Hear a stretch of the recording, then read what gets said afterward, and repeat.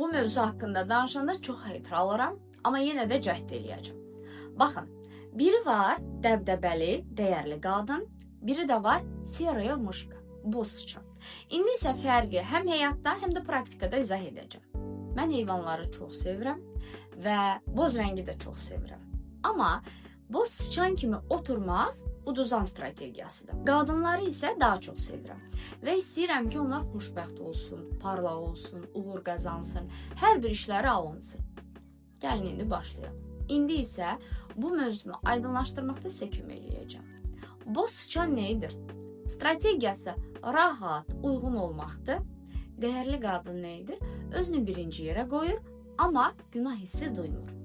Boz sıçan çox istəyir ki, kiməsə lazım olsun. Dəyərli qadın isə sadəcə öz olmaq istəyir və biraz kənardan sanki egoist kimi görsənir. Boz sıçan həmişə özündən şübhə edir. Dəyərli qadın isə öz qiymətini bilir və bunu gizlətmir. Boz sıçan özündən əsirgəyir, amma başqalarına sonuncusuna qədər verir.